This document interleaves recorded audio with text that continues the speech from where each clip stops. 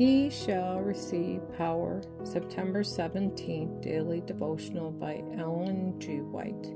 Daniel. Then the king made Daniel a great man, and gave him many great gifts, and made him ruler over the whole province of Babylon, and chief of the governors over all the wise men of Babylon. Daniel chapter 2, verse 48.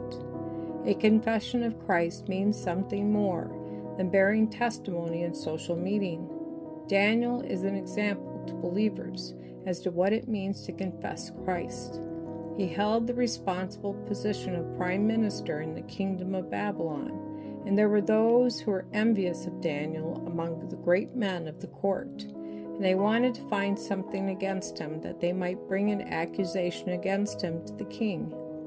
But he was a faithful statesman, and they could find no flaw in his character or life.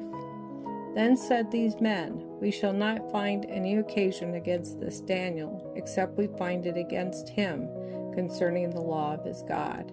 Daniel chapter 6, verse 5. So they agreed together to ask the king to make a decree that no one should ask any petition of any god or man for 30 days, save of the king. And if any disobeyed this decree, he was to be cast into the den of lions. But did Daniel cease to pray because this decree was to go into force? No, that was just the time when he needed to pray. When Daniel knew that the writing was signed, he went into his house, and his windows being open in his chamber toward Jerusalem, he kneeled upon his knees 3 times a day and prayed, and gave thanks before his God, as he did aforetime. Daniel did not seek to hide his loyalty to God. He did not pray in his heart, but with his voice aloud, with his window open toward Jerusalem, he offered up his petition to heaven. We may know that if our life is hid with Christ in God, when we are brought into trial because of our faith, Jesus will be with us.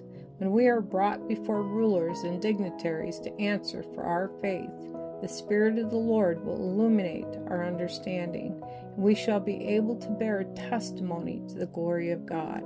And if we are called to suffer for Christ's sake, we shall be able to go to prison trusting in Him, as a little child trusts in its parents. Now is the time to cultivate faith in God.